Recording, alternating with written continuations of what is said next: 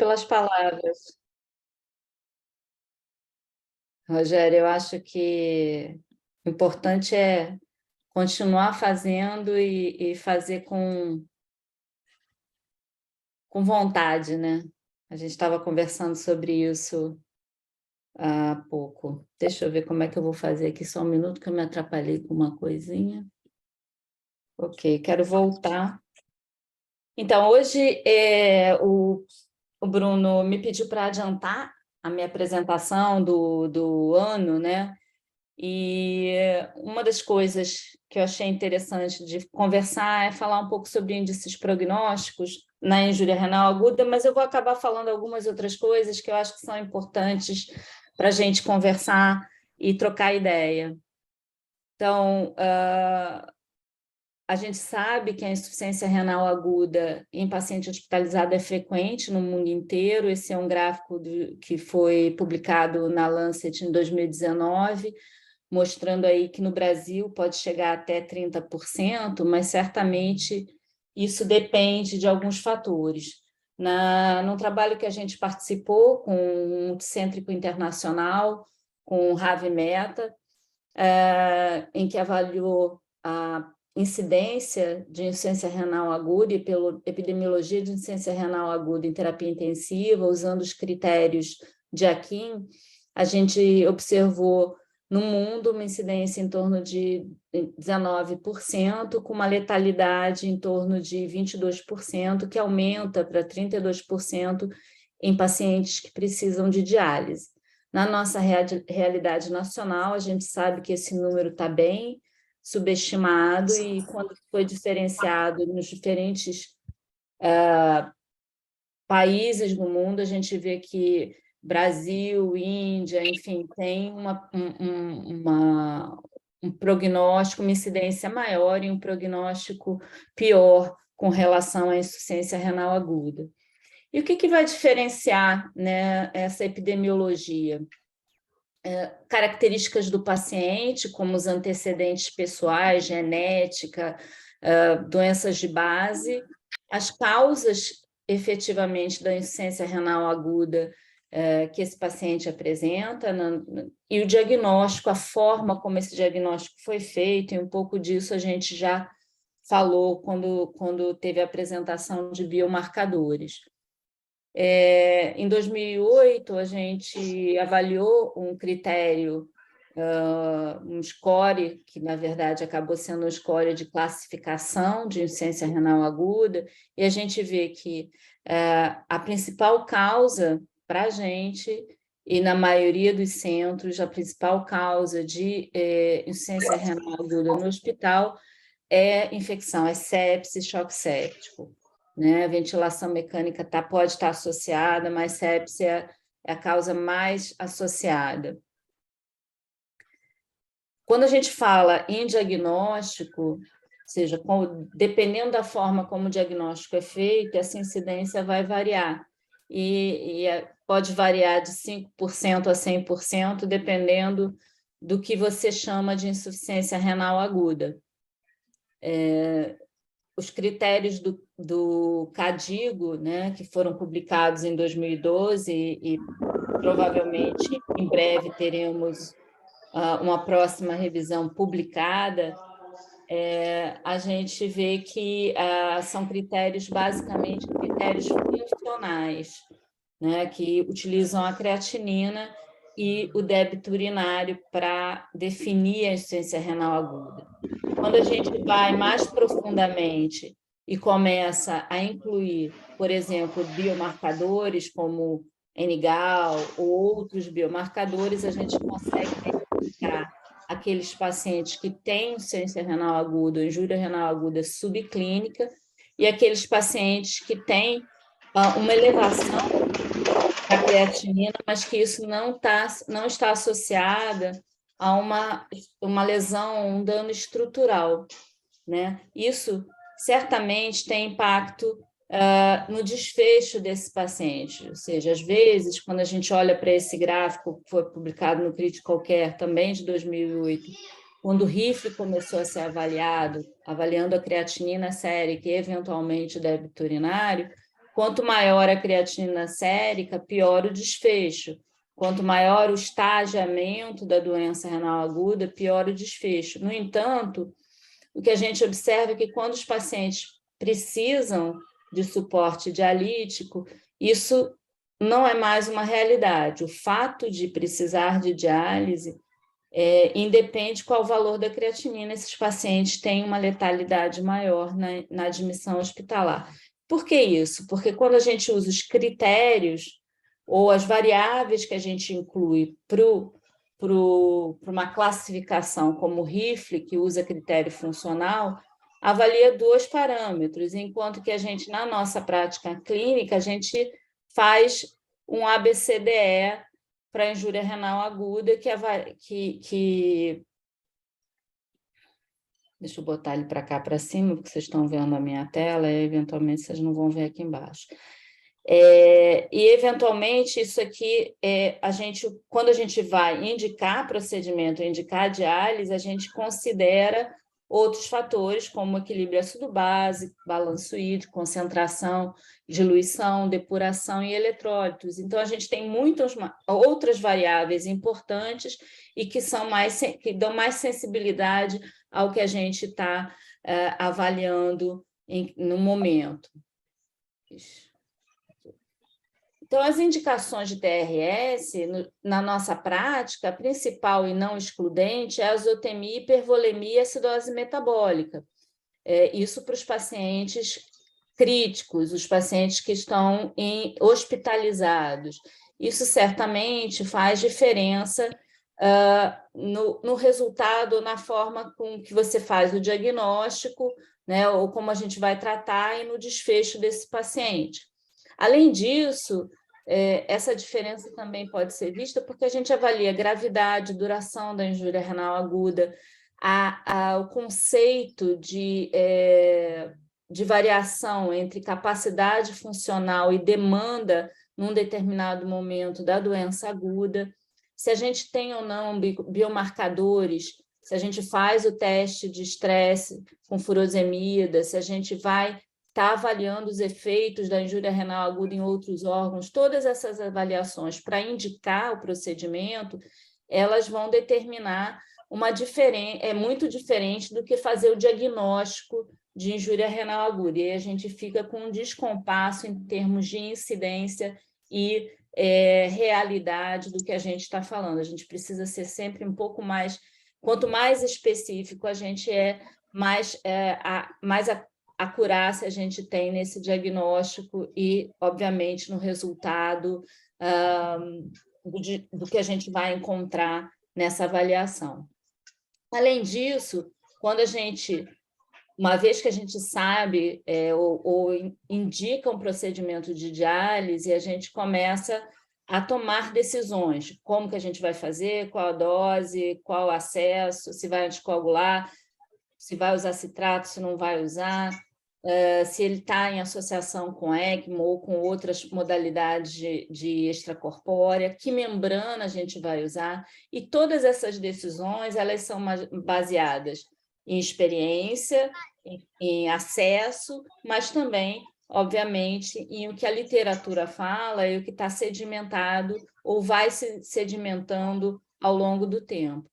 O que a gente faz desde 2000, e isso foi publicado em 2002, é alocar esses pacientes de uma forma criteriosa, e eu acho que isso é importante, porque qualquer análise sem que a gente faça com critério, a gente não consegue analisar depois de uma forma correta, ou ter um resultado, ou ter uma análise correta do que a gente está fazendo. Então, a gente vem alocando esses pacientes nas diferentes modalidades de convencional, prolongada ou contínua, de acordo com a estabilidade hemodinâmica, mas também necessidade metabólica elevada, associada a se vai fazer diariamente dias alternados, se esse paciente tem necessidade de altos volumes de ultrafiltração, ele vai precisar de mais tempo, dependendo da hemodinâmica. Então, essas variáveis a gente costuma classificar os níveis de suporte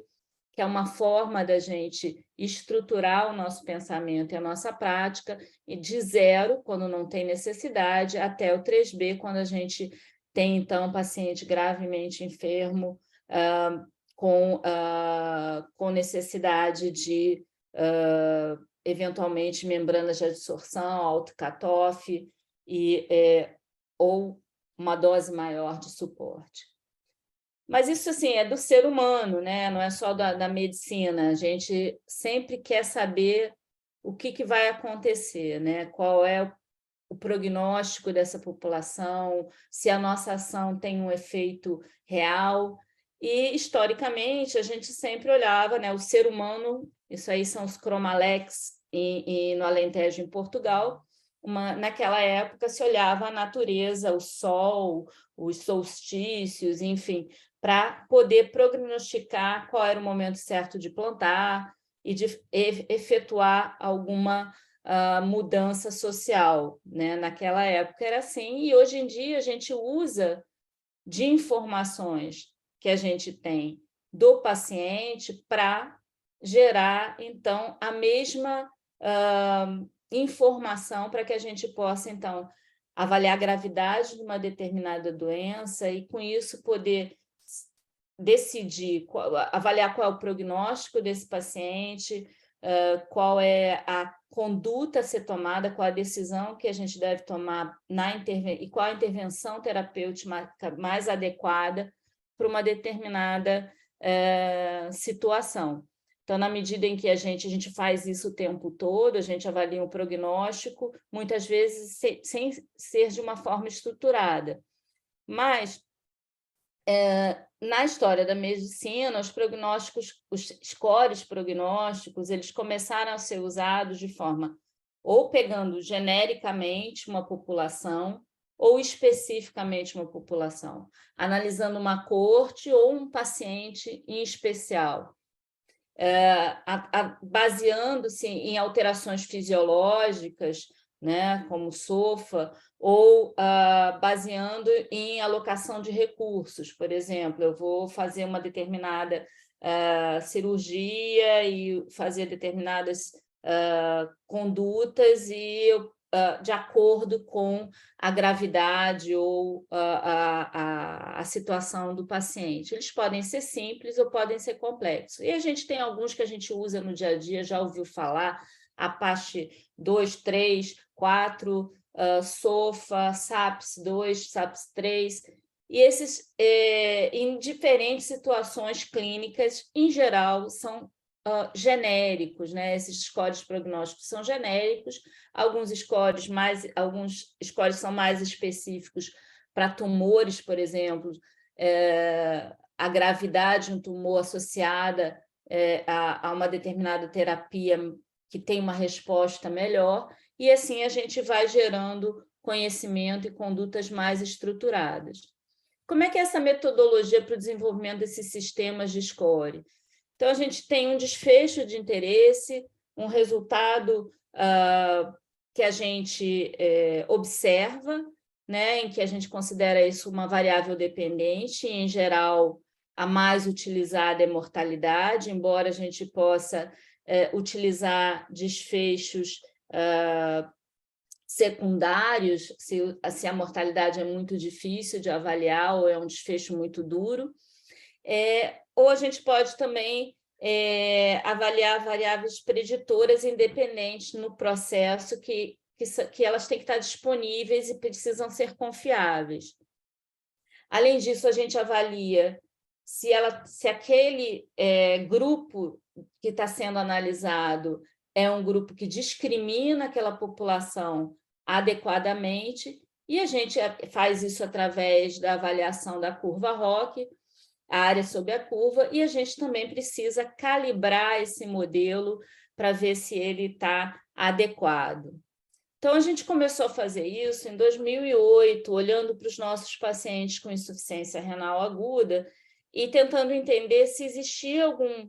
Já que esses pacientes que faziam diálise, eles não tinham diferença de mortalidade de acordo com a gravidade da creatinina que estava sendo proposta através do RIFLE como um primeiro índice de classificação de injúria renal aguda, a gente começou a avaliar os critérios avaliou alguns critérios que já estavam sendo utilizados na terapia intensiva, como o SAPS-2, o APACHE-2, o LODS, o DIN, o LIANO, que é mais específico para a insuficiência renal aguda, e o score do META. E na nossa população, os scores não performaram muito bem, ou seja, a área sob a curva, quando ela é 0,50, existe uma chance de moeda jogada para cima de 50% de acertar que aquele modelo vai predizer adequadamente o desfecho que a gente estudou, nesse caso, mortalidade. Então, o que a gente observa é que o SAPS-2 é um pouco melhor do que os demais nessa população, mas que a mortalidade ela não foi adequada para a predita não foi adequada perto do que foi observado. Mas, posteriormente, o SAPS-2 evoluiu para o SAPS-3 na terapia intensiva, então a gente começou a avaliar esse score com uma modificação, que é para modificação para a equação para os países da América Central e América do Sul, e aí a gente conseguiu observar uma melhor relação entre o predito e o que foi observado em termos de mortalidade nos pacientes com injúria renal aguda na terapia intensiva. Agora, do ponto de vista de acrescentar e ser mais específico, utilizando, por exemplo, um biomarcador ou um laboratório, um índice de laboratório específico, a gente conseguiu observar que, por exemplo, poderíamos criar algum projeto futuro para avaliação da anatremia nos pacientes que vão entrar em diálise. Por quê? Porque a gente observou que nessa população com 772 pacientes, isso foi motivo da tese de mestrado da Renata Mendes, que atualmente é professora da UERJ, em que a gente avaliou o sódio dos pacientes que entraram em diálise. E quando os pacientes entravam em diálise com sódio normal, a letalidade hospitalar foi em torno de 65%. Quando tinha hipo ou hipernatremia, a mortalidade, a letalidade, na verdade, foi bem maior, principalmente nos pacientes hipernatrêmicos.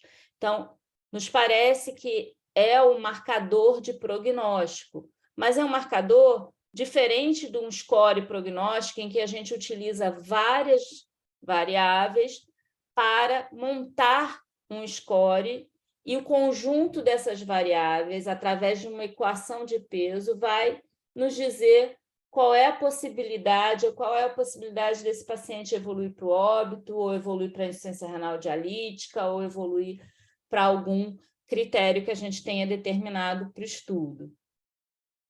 Então, essa é a curva que a gente observou, tinha muito menos pacientes com hiponatremia do que hipernatremia, né? E os pacientes, quando eles chegavam a uma hipernatremia extrema, a mortalidade chegou próxima de 90%. Ou seja, a hipernatremia é um sinal de falência renal e de mau prognóstico nessa população que tem insuficiência renal hospitalizada, no nosso estudo, pelo menos. Da mesma forma, a gente pode incrementar, como eu apresentei da outra vez que falamos sobre biomarcadores, incrementar a acurácia, ou seja, a sensibilidade desse critério, que é o critério funcional, utilizando um biomarcador, e aqui a gente vê que na cirrose, a mortalidade do paciente cirrótico que interna e não tem elevação de creatinina, não tem elevação de NGAL, que foi o que a gente estudou aqui, é em torno de 3%. Quando a gente observa uma elevação de creatinina sem N-gal elevado, vai a quase 11%.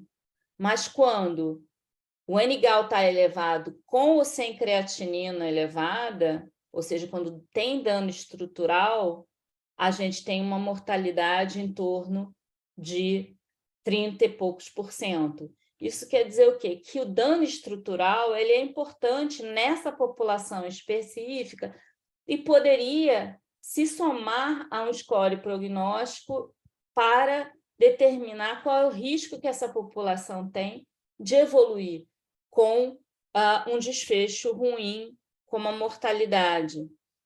Isso a gente fez juntando o N-gal ao score de Child-Pugh, que é o score Child, é utilizado amplamente nos pacientes com cirrose, e os pacientes que têm cirrose C têm um prognóstico pior, sempre, mas quando o N-gal é alto, chega a 62% a mortalidade nessa população, enquanto que o N-gal baixo é 30%, semelhante a um N-gal alto com score A e B. Então, faz diferença no nosso, quando a gente vai utilizar um índice prognóstico, quanto mais informação a gente consegue agregar, informação que tem impacto, melhor a acurácia desse índice prognóstico ao final. Então, se a gente pudesse dizer, assim, na nossa experiência, se a gente pudesse dizer que os pacientes que são cirróticos e internam e têm Child definido, e a gente tem um N-gal na admissão, a gente vai estar provavelmente tendo mais indicação da gravidade dele se a gente conseguir incluir essa variável na nossa análise. Então, essa é a proposta e a importância da gente poder incluir biomarcadores ou incluir algumas variáveis específicas dentro de um score prognóstico mais geral. Então, quando a gente olha para esses prognósticos, a gente tem, na insuficiência renal aguda, a creatinina sérica, rifle, a quinca, a digo, débito urinário, junto com a creatinina basal, também acrescenta uma maior sensibilidade ou especificidade ao diagnóstico, né, da injúria renal aguda e ao seu prognóstico. A gente pode incluir dados de comorbidade, medicações, falências orgânicas, biomarcadores, e que vai ficando cada vez mais difícil de executar para todo mundo, mas a gente vai ganhando em termos de acurácia na prognosticação, né? Quando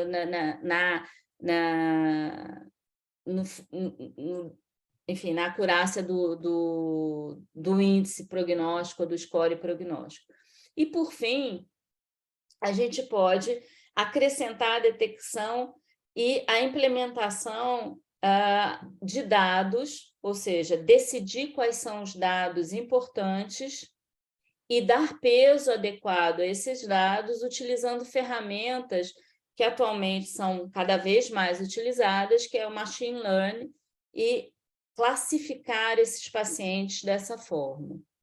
Isso começa lá na teoria do caos, né? Em que a gente sabe que, embora quando a gente olha de perto, ou de muito perto, com foco pequeno, a gente veja assim, uma situação muito caótica, se a gente tem um distanciamento e consegue olhar e analisar um grande volume de informações de uma forma organizada, a gente consegue entender que existem padrões nesse emaranhado de informações. E é dessa forma, usando diferentes modelos de análise de padrões, que a gente pode utilizar a máquina para programas que possam nos dar um pouco de mais prognóstico, um pouco mais de acurácia na nossa análise. E aqui, na insuficiência renal aguda, esse foi publicado em 2021, a gente já tem alguns algumas publicações, né, de predição de injúria renal aguda, são modelos de predição utilizando o machine learning, né? Pacientes em terapia intensiva, esse aqui é uma base de dados de pesquisa, esse aqui é o Electronic Health Record, né? Que eu sei que o Rogério tem algumas informações que ele pode fazer pop-up na sua base de dados, coisas que a gente não consegue fazer, tem que fazer manualmente, isso é um trabalho hercúleo, obviamente, não é factível num número grande de pacientes, mas isso seria interessante se a gente pudesse eletronicamente identificar esses dados. A metodologia tem algumas metodologias mais frequentes, como o Random Forest e o Gradient Boost, que têm sido utilizadas, na qual eles identificam esses padrões, criando árvores, né, através de uma árvore de raciocínio, e o desenvolvimento foi feito, tem o desenvolvimento, é sempre necessário uma validação ou interna ou externa desse modelo que é criado a partir dos dados coletados, né? Então, isso vem sendo feito e a gente observa que, com diferentes modelos analisados, a curva que era em torno de 0,6%, 0,7% de acerto, aí chega até 80%, 82%, em alguns casos, dependendo, por exemplo, em diálise, para os pacientes que vão dialisar, até 0,95% em algumas séries. Então, isso é importante porque a gente pode evoluir e, a partir dessa informação, testar terapias para a gente observar se o que a gente fez modificou o que a gente esperava que acontecesse, uma vez que a gente tenha um modelo acurado em que a gente pode confiar bastante naquela resposta, a gente pode testar terapias ou condutas para modificar esse resultado. Então, esse aqui eu trago um trabalho da Daniele Ponce com o Covid-19, em que ela desenvolveu um modelo online para predizer a mortalidade do Covid com paciente com injúria renal aguda. É só clicar, colocar as informações, ele te dá uma resposta. Ele não foi validado para a nossa população. Na população SUS em que ela trabalhou ou os dados que ela incluiu tem esse perfil. Então, é sempre importante, nesses dados que são gerais, a gente testar para a nossa própria população, para que a gente tenha certeza de que aquele modelo matemático ele reflete as características da nossa população. Ou então a gente cria um para trabalhar com ele, para poder, então, gerar intervenções.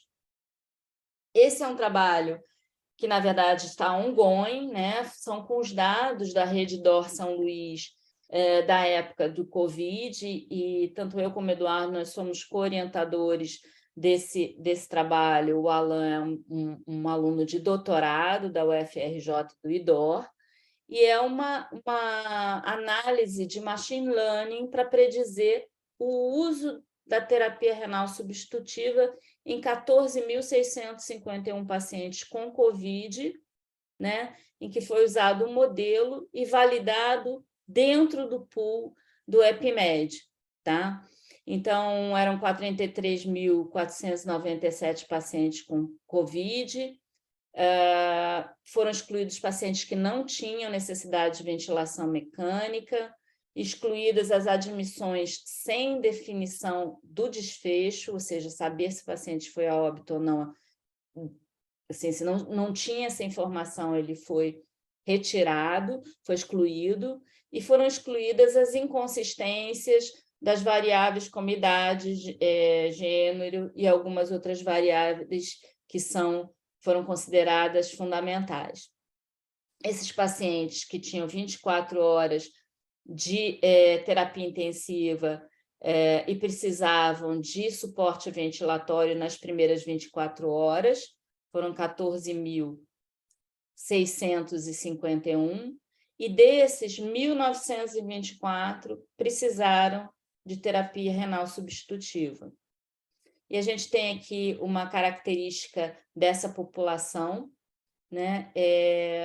Tá difícil de ver, talvez, aqui para vocês. Esses são os pacientes, 1.924, que precisaram de diálise, os 12.000 que não precisaram, a população geral. Então, desses, a insuficiência renal crônica foi mais frequente em quem precisou de diálise. A gente tem ureia, creatinina também, obviamente. 38% dessa população precisou de terapia dialítica, 53% ventilação mecânica não invasiva, 71% ventilação mecânica invasiva e 62% vasopressores, que é o que a gente encontra como variáveis importantes associadas à gravidade de doença na terapia intensiva e, obviamente, também são incluídos nos scores habituais de terapia intensiva e que performam relativamente na insuficiência renal. Na nossa população, o SAPS-3 funciona bem, bastante bem. Durante a hospitalização, também a gente observou uma mortalidade maior, né, na terapia intensiva, no hospital, chegando a 69%. Eu acho que isso é importante porque é um dado robusto de uma população grande de hospitais privados no Brasil, né? São hospitais da Rede D'Or, e que tem uma mortalidade e um tempo de internação mais elevado. Isso impacta tanto não só na sobrevida, mas como na morbidade dessa população e em custo também. E aí as curvas que foram geradas mostram para a gente tem as curvas ROC aqui, mostrando que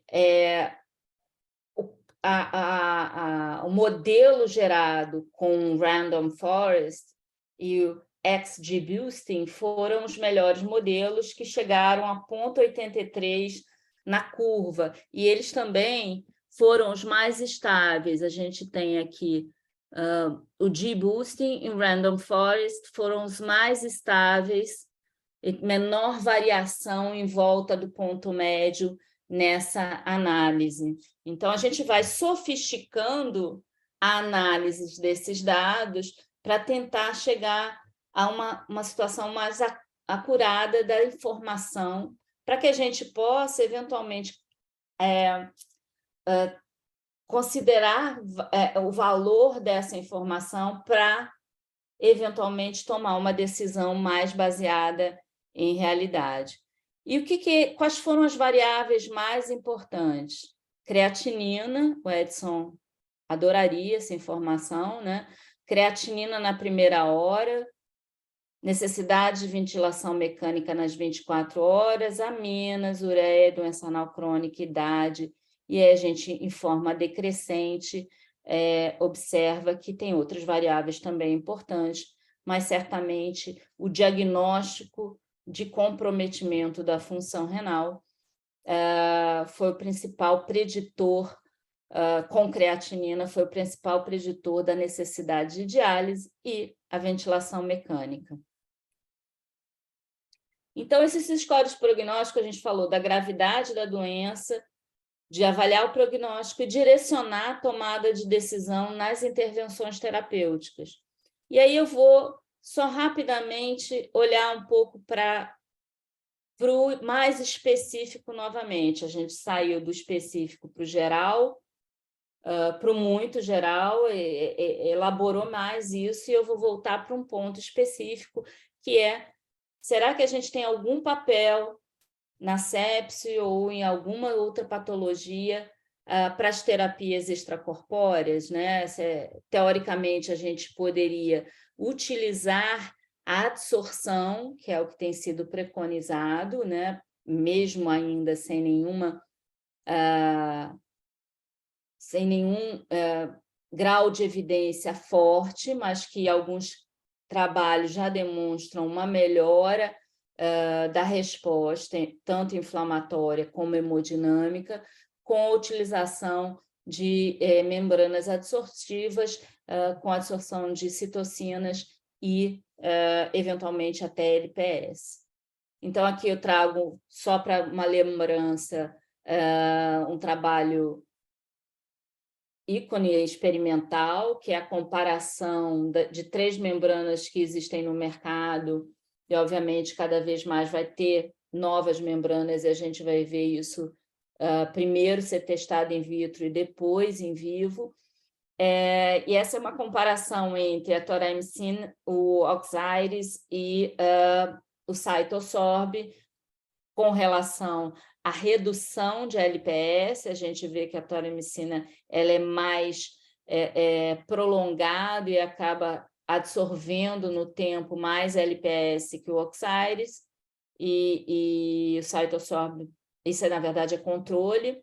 E com relação ao Cytosorb, que ele não tem o objetivo de absorver LPS, ele não tem isso no core dele, a gente sabe que o Oxiris, que o Cytosorb ele vai absorver citocinas, e aqui são as diferentes citocinas, e a quantidade, né, de absorção dessas citocinas é maior para o Cytosorb, depois para o Oxiris, e é mínimo ou nada para a toramicina. Então, entendendo que a sepse tem um primeiro momento, principalmente a sepse gram-negativa, de endotoxemia, e segundo momento, com a liberação de citocinas, a gente vai, de uma maneira simplória, né?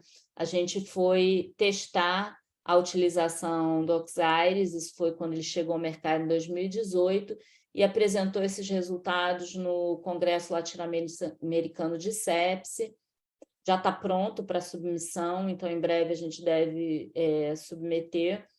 É uma experiência inicial com 5 casos, e desses 5 casos, 5 pacientes todos com sepse abdominal, porque a gente entende que são uma sepse por gram-negativo, e se ele está na fase inicial da sepse, ele pode estar associada a presença de endotoxina e LPS circulante, presença de instabilidade hemodinâmica, elevação de parâmetro inflamatório e necessidade de suporte dialítico.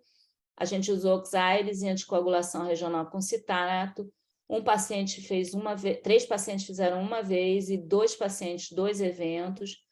4 pacientes eram do sexo feminino, uma idade de 37 a 78 anos, com uma proteína C elevada em todos. A gente dosou procalcitonina em alguns e ela caiu, né? A gente vai ver depois, mas não foi em todos que a gente teve uma procalcitonina antes do início da terapia.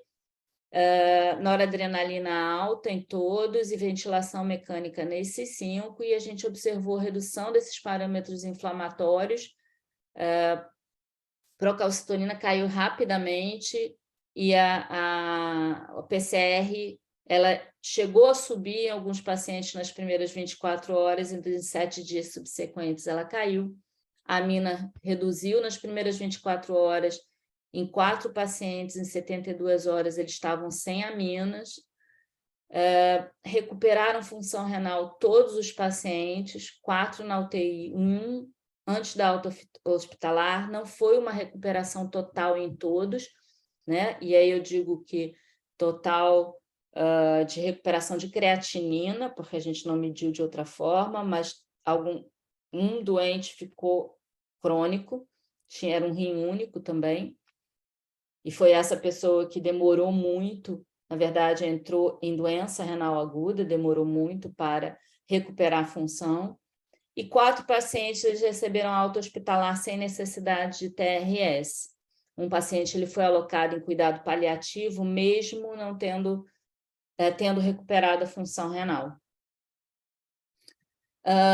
Mais recentemente no Covid, aí a gente tem, ao mesmo tempo, a análise do grupo grande de Covid em 14 mil pacientes, em 1.900 que precisaram de diálise, uma coorte grande na tentativa da gente desenvolver um modelo matemático mais acurado para avaliar o prognóstico dessa população. Por outro lado, a gente teve a oportunidade de analisar num global snapshot, até o Rogério participou dessa coleta de dados, a gente incluiu cerca de 300 pacientes com injúria renal aguda em diálise, e é um dos maiores casuísticas em diálise do grupo, desse grupo multicêntrico, e a gente ainda não tem a análise desses dados totalmente feita. Mas no pequeno e no muito específico, a gente usou as mesmas membranas adsortivas quando a gente teve disponível, porque, na verdade, a gente já usava no CopStar, e, eventualmente, essas membranas não ficavam, acabaram, né, no meio da pandemia, no começo da pandemia, então a gente usou em 14 pacientes. Então, é só assim, um sabor do que a gente gostaria de ter visto mais nessa população. Uma idade de 72 anos, ou seja, são pacientes mais idosos, como em todos os pacientes graves do COVID, a maioria do sexo masculino, hipertensão em 64%, obesidade em quase 30%, doença coronariana em 21%, um SAPS-3 de 58% e um SOFA de 9 na admissão. A creatinina já era elevada na admissão desses 14 pacientes, ou seja, pacientes que eram muito graves do ponto de vista clínico, 100% estava em ventilação mecânica e droga vasoativa, tinham 2 dias de tempo de piora, tempo mediana, né? E 6 dias até iniciar a terapia renal substitutiva a partir do diagnóstico de COVID. O filtro foi usado por mais de 72 horas em todos os pacientes, e a gente não observou nenhum evento hemorrágico, apesar de usar a heparina no prime do filtro, não para anticoagular, a gente usou citrato. O que a gente observou que o SOFA foi caindo ao longo dos 5 primeiros dias, e essa queda foi significante a partir do 3º dia. A proteína C também foi caindo ao longo dos primeiros dias, também significante a partir das 72 horas. O tempo de internação foi prolongado. Como no COVID, a creatinina da maioria dos pacientes que fizeram diálise, ela ficou mais alta do que na média, mais alta do que a de admissão. 30% quase da população, dessa população pequenininha, precisou sair em diálise, e mais ou menos, a gente tem isso para a população internada que faz insuficiência renal aguda em todas as estatísticas que a gente analisou, em todos os trabalhos, é em torno de 30%. Agora, aqui tem uma curiosidade que eu acho que é importante, e é por isso que a gente precisa de um score prognóstico fidedigno. A gente observou uma mortalidade nessa população grave, com COVID grave, entubado, ventilação mecânica, e quem viu COVID sabe o que isso significou, uma mortalidade de 21%, quanto que a mortalidade esperada pelo SAPS-3, e aí a importância da gente saber como o SAPS-3, que é um índice prognóstico, performa na nossa população, e ele performa bem.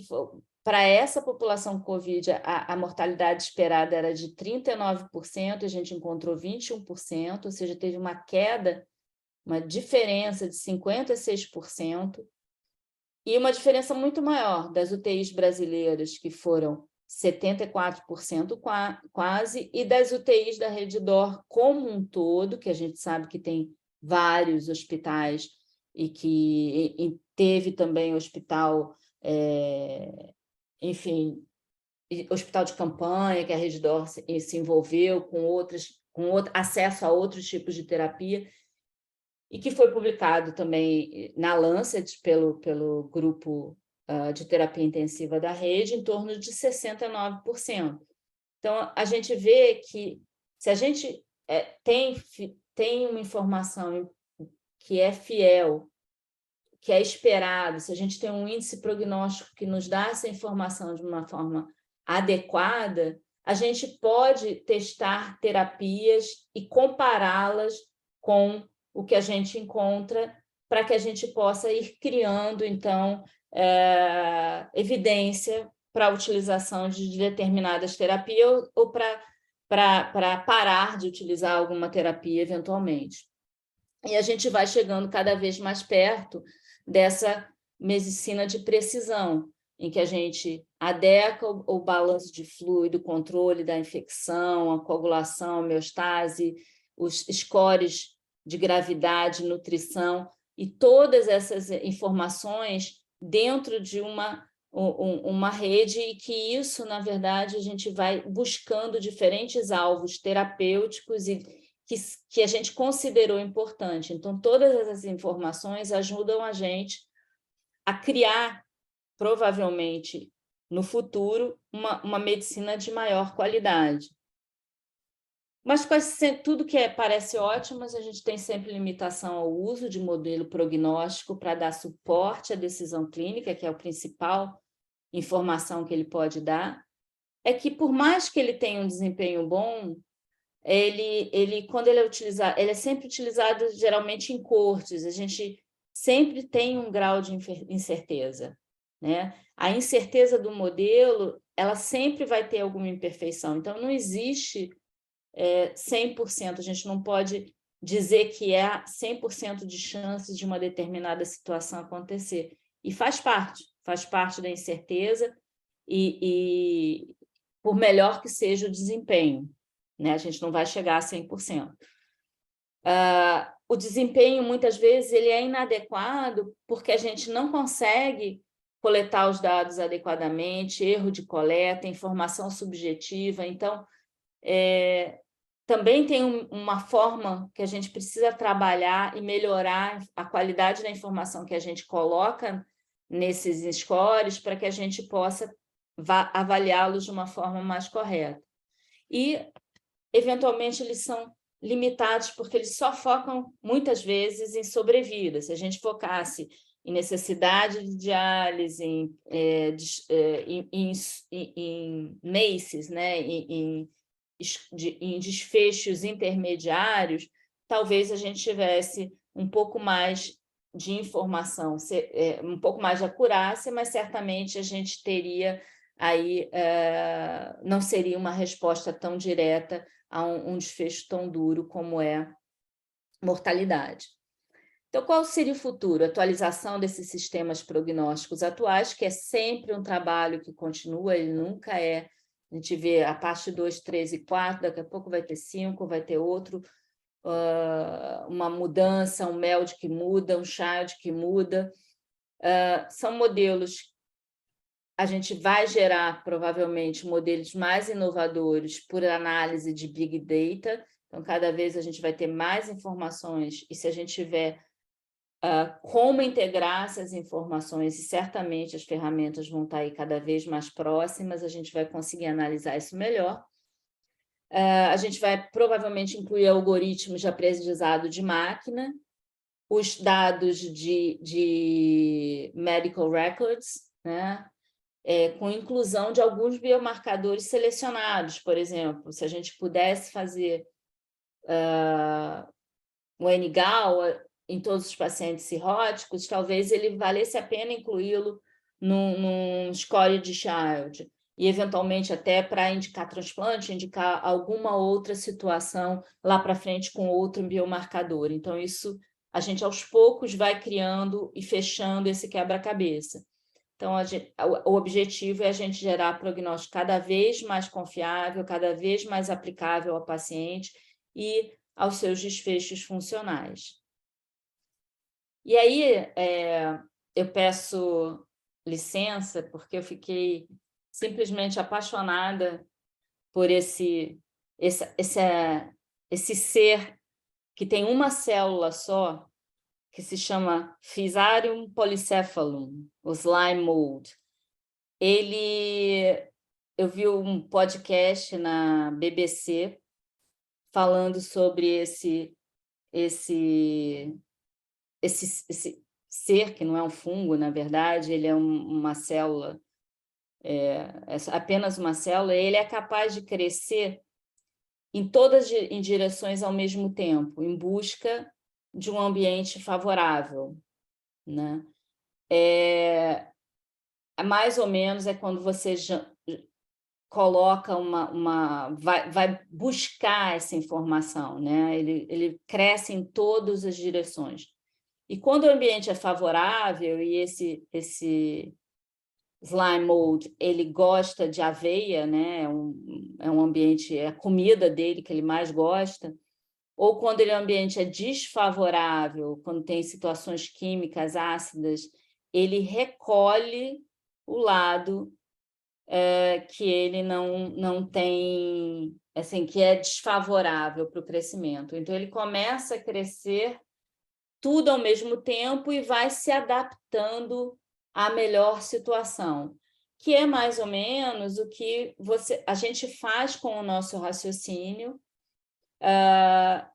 e como se fosse, não é uma rede neural, porque esse ser não tem neurônio, mas ele funciona dessa forma.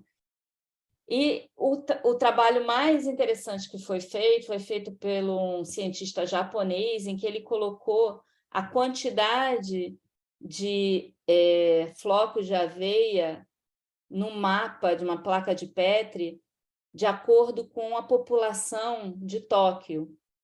Isso foi em 2010. E em poucas horas, o Slime Mold desenhou o metrô de Tóquio. Ou seja, ele é capaz de gerar essa informação que a gente, às vezes, demora muito tempo para calcular. E ele tem sido utilizado para determinar justamente a melhor via, a melhor forma, usando essas duas variáveis, que é ambiente adequado e o ambiente que ele não gosta, né? Para desenvolver teorias das relações entre os planetas, enfim. E é tão poderoso que ele tem uma cadeira no MIT, atualmente, para ser utilizado em diferentes experiências. E eis que, com o Covid, um grupo chinês ele utilizou um modelo de slime mold para gerar um modelo de decisão médica baseada em machine learning, na verdade, support vector machine learning, né? Que é um outro modelo, mas, na verdade, ele usou um modelo biológico, que é um modelo de um ser que trabalha simultaneamente em todas as partes dele com um núcleo central, né? Mas que não tem cérebro, e gerou um modelo matemático para discriminar a gravidade do Covid-19. Então, a gente volta à observação da natureza, né? Da mesma forma que lá, 8.000 anos atrás, quando os seres humanos colocavam os menires e olhavam o sol e tentavam fazer adivinhações, a gente foi desenvolvendo a capacidade de olhar para a natureza e tentar descobrir as relações e tentar entender para poder ter um resultado melhor e tratar melhor os nossos pacientes. Obrigada, gente. Parabéns, Beth. Excelente apresentação. É muito legal ver um currículo tão vasto de publicações e você está ativa até hoje, fazendo o que há de melhor, né, prática médica associada a publicações e a inspiração científica, sem dúvida, é uma coisa que nos leva a tentar sempre manter esse nível. Então, te agradeço pela sua contribuição à nefrologia brasileira e à nefrologia da rede. Como eu falei no princípio, você é uma grande inspiração para os nefrologistas. Bom, aí eu deixo a turma à vontade para perguntar alguma coisa. Se ninguém perguntar nada, eu vou pedir para o Marcelo comentar. Estava comentando sobre o Marcelo Lopes aqui para a Beth, acho que o Marcelo deve estar curioso para perguntar algumas coisas também. Claro. Obrigada, Rogério. Eu acho que a gente tem uma oportunidade enorme de trabalhar em equipe, né? Eu acho que essa oportunidade na área de geração de conhecimento e buscar gerar a nossa própria informação a partir do que a gente faz, isso é fundamental para a gente melhorar como profissional e entregar melhor e ter satisfação, pelo menos para mim, no que a gente faz, né? Não importar todas as formas de execução ou de ação, né? Eu acho que, como grupo, é muito importante que a gente tenha esse pensamento e valorize. Eu acho que tem muita gente nesse grupo que tem capacidade e faz isso todos os dias. O Davi está com a mão levantada aí. Davi, por favor, faça as honras. Beth, boa noite a todos. Realmente, acho que a primeira coisa que a gente tem que fazer é parabenizar. É uma linha de pesquisa muito interessante essa sua e com uma análise bastante crítica de questões que possam aparecer aí no futuro, assim como as limitações, né? E o nome trabalho já deriva de tudo que a gente faz até sair uma publicação. Dá muito trabalho obter dados, verificar, limpar esses dados, vamos dizer assim, né? Eventualmente de tabelas, né? E, no final das contas, analisar e depois chegar a uma publicação. Então, assim, brilhante todo esse currículo, como o Rogério já falou, né? Acho que engrandece bastante a nefrologia nacional como um todo. Em termos de oportunidade, eu queria, acho que você falou no final, né, da questão dessa dificuldade toda que existe para obtenção de dados que sejam confiáveis aí. E eu vejo assim também nos projetos de pesquisa, todos aí que às vezes a gente se envolve, que a obtenção de dados, ela ainda, de certa forma, engatinha nos nossos protocolos, nos nossos prontuários eletrônicos. E, certamente, quando se avaliam scores como esse, você analisou, por exemplo, aí na análise de performance na COVID, aí, de sobrevida desses 14 mil pacientes, você analisou baseadas no EPIMED, né? E a gente vê limitações nesses bancos de dados que muitas vezes são pela inclusão dessas informações, né? E essas informações, às vezes, esses dados são introduzidos somente nas primeiras 24 horas, que é o que se pede na maior parte dos scores aí, para se tentar fazer uma predição de sobrevida. Claro que pode ter também predições, como você falou, da cardiologia, como o MACE, né? E tem na nefro também tem o MAKE, né? Que são os Major Advanced Kidney Events, né? Mas eu sinto falta da existência nos prontuários de campos estruturados que pudessem ser tempo dependentes, porque um paciente pode, no dia inicial, não ter situações clínicas que favoreçam a tua sobrevida ou mortalidade, mas ao longo do tempo ele pode ter acréscimos de agravos, né, ou melhoras clínicas também, por outro lado, que possam significativamente determinar qual vai ser a evolução desse paciente. Não sei se você tem conversado com a rede, de um modo geral, na criação desses campos estruturados. Queria que você analisasse um pouco, comentasse com a gente como você vê isso como limitação, a falta de dados tempo dependentes para a criação de scores que possam ser mais preditivos, então, de sobrevida ou de qualquer outro endpoint aí. Eu concordo totalmente com você, Davi. Eu acho que pesquisa e análise, e análise de dados, ela tem vários componentes importantes. O primeiro dele é saber o que você quer avaliar, né? Então, essa análise de Big Data, ela tem esse viés que é a partir de análise de informações eletrônicas em geral. São dados que você coloca para um número enorme de pacientes, mas que você não tem controle de exatamente quem está colocando, se teve erro ou não. Então, quando a gente vai fazer assim, uma coisa específica e menor, a gente pega a amostragem, a gente olha para os resultados, a gente faz uma planilha, você determina quais são os dados que você vai coletar em termos de tempo, de variável.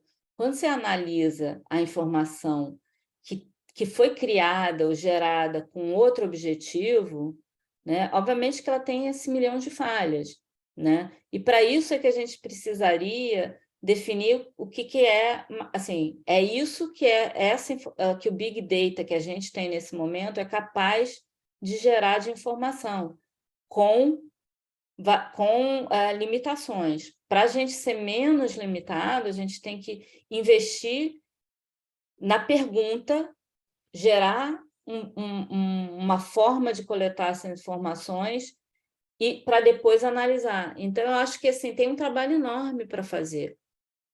Quando a gente fala assim, tem 772 pacientes que foram analisados do sódio, a gente tinha uma ficha que analisava, que fazia todo mundo, muita gente envolvida, todo mundo do grupo coletando informação. Isso é viável para uma determinada coisa. A gente fazer isso para enormes quantidades de dados é inviável, porque alguém tem que colocar os dados lá e esse alguém tem que ser confiável a informação que ele está colocando, né? Porque você fala assim, não, alguém vai botar. Aí vai, erra a linha, pega a informação, não tem critério. Não... Por quê? Porque é muita informação. E a gente não tem como garantir que está certo. Então, eu acho que para cada uma dessas situações, a gente precisa pensar qual a melhor forma de fazer isso. Eu sei, por exemplo, que já ouvi o Rogério comentando, que no São Rafael tem um pop-up de dados de creatinina, né? Então, a partir dali, você pode gerar a coleta de informação prospectiva. Mas eu acho que aí a gente passa para estudos menores, né? Estudos de grande escala, assim, eu acho que tem que ser pensado e desenhado e saber como que esse dado vai ser coletado, porque se for para qualquer pessoa que está ali no CTI, a enfermeira colocar a informação do laboratório, ou se o laboratório vai captar e vai colocar no banco de dados, são todas perguntas que vão impactar no resultado final e na análise dos dados, né? A gente vai modernizando a análise matemática, né? A rapidez com que essa informação são formados os clusters de informação, a rapidez com que é integrado, coisa que não daria para fazer na mão, né? E aí você tem um grupo de pessoas que trabalham com isso, porque isso também é um processo que não é simples, né? Mas eu acho que tem um espaço enorme para a gente fazer muita coisa na área de nefrologia, com as informações que a gente tem, e propor algumas informações em rede, né? O que eu visualizo como uma boa forma seria utilizar essas variáveis desenhadas como precision, para a gente poder incluir as variáveis e as metas e avaliar os desenhos. Acho que isso é uma forma que é mais fácil talvez, da gente estruturar num modelo matemático, né? O quão longe da meta você conseguiu ao longo do tempo. Então, você pega aquelas variáveis e desenha dessa forma. Mas aí eu realmente preciso ter uma análise diferenciada de estatística, um suporte, que eu acho que é super válido, e eu não tenho, assim, eu tenho contato com o IDOR, a gente vai aos poucos sedimentando alguns protocolos, mas muito devagar, né? Isso caminha bem mais devagar do que a gente gostaria, né? A gente estava conversando um pouco antes de todo mundo entrar, assim, estava conversando com poucas pessoas que tinham entrado antes da hora, o quanto a gente faz milhões de coisas ao mesmo tempo, né? E quanto de tempo a gente pode realmente dedicar dentro da estrutura que a gente tem hoje para isso, né? Porque é trabalho, né? Gera necessidade de tempo, de pensamento, gerar informação não é fácil. Não sei se Valeu, Davi. Davi, que é um dos grandes caras também. Eu lembro da tese de doutorado dele, quando eu era residente. Falei, cara, que gráficos incríveis. Até hoje me lembro. O Marcelo está aí, o Marcelo tá aí na plateia também, quer perguntar alguma coisa. Oi, Marcelo. Oi, Beth. Parabéns pela aula. É muito interessante e realmente um trabalho inovador. Muito legal de ter acompanhado. Eu fiquei curioso aqui em relação ao planejamento do modelo que vocês usaram, né? Porque, assim, eu trabalho mais com inferência causal, mas eu imagino que para predição também a gente tem que pensar muito na relação, né, dessas variáveis que você colocou no modelo, né? O quanto elas podem interagir entre elas, né? E pensar nelas tanto como confundidoras também. Então, eu queria saber assim, se houve assim, um planejamento anterior ou se foi uma coisa mais bolada durante mesmo a análise estatística lá. E, assim, eu queria que você comentasse os desafios em gerais, assim, de olhar para esses bancos, assim, né? Eu imagino que deve ter um monte de missing, e aí, para dados observacionais, a gente tem que ter boas premissas, né, assim, para imputar dados, né, e colocar essas variáveis, né, no modelo. Você usou um modelo longitudinal? É isso assim, ou era uma... Então, essa questão do desenvolvimento tem mais de uma pessoa que não é nem da área de estatística e matemática, que está trabalhando na PUC junto com alguns professores do IDOR para o desenvolvimento desses modelos, né? Então, roda-se um modelo, testa-se um modelo, valida-se um modelo, e isso tem gerado, assim, não é um conhecimento fácil, né? Então, em geral, é uma pessoa e existem discussões em torno disso. Essa que eu apresentei do Covid, muito do que a gente conversou, né, até a pessoa que está fazendo o doutorado, ela não é da área de nefrologia, né? É médico, mas não é nefrologista, mas trabalha com essa área especificamente. Então, para você ver que não é fácil. Embora esteja aí, a gente levanta a ideia e a gente precisa de ajuda, porque, no fundo, não dá para fazer nada sozinho. Nada disso foi gerado ao longo desses anos todos que a gente trabalha. É um grupo muito grande. E cada um acaba fazendo uma coisa dessas. Se me perguntar tintim por tintim, eu não vou saber te dizer, entendeu? Porque eu não participei dessa parte do desenvolvimento desse modelo. E isso, assim, para eu fazer isso, eu faria isso full time. Para outro fazer alguma coisa, e é aí que eu acho que é tão importante a gente ter pessoas que a gente confia trabalhando junto. E é isso que a gente, assim, tem muito tempo que a gente trabalha assim. A Carla está aqui, a Joan está aqui, a Lívia está aqui, tem uma porção de gente, o Paulo, que foram aos poucos, cada um fazendo seu mestrado, incluindo, entrando, coletando, cada um fazendo uma parte desse processo, porque a gente não faz só isso. Então, acho que é